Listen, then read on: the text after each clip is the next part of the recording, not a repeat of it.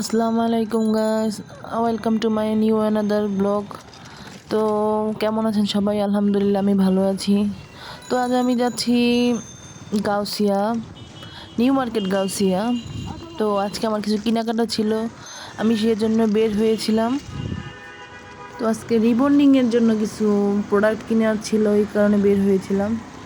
তো বাহিরের ওয়েদারটা খুব ভালো ছিল আজ, তো চলার জন্য আজ খুব ভালো ছিল, জ্যাম জট কম ছিল। তো ভালো লাগতেছিল, প্রকৃতির দৃশ্যগুলো উপভোগ করতেছিলাম। কিন্তু আমাদের গুলিস্তানের রাস্তা থেকে নিউ মার্কেট যাওয়ার পথে রাস্তাগুলো জ্যানজট কম থাকে, প্রাকৃতিক সৌন্দর্যগুলো বেশ সুন্দর, দেখতে ভালো লাগে। তো আস্তে আস্তে যাচ্ছিলাম, ভালোই লাগতেছিল। পরে ইপিজেটের সামনে আসলাম, ওইখান দিয়ে গেলাম। তো রিক্সা আঙ্কেলের সাথে বসে বসে কথা বলতেছিলাম। তো একা একা কী করবো আর তখন মাথায় খুব প্যারা ছিল, কখন যাব, মানে এত লেট হয়ে যাচ্ছে, আবার বাসায় ফিরতে হবে।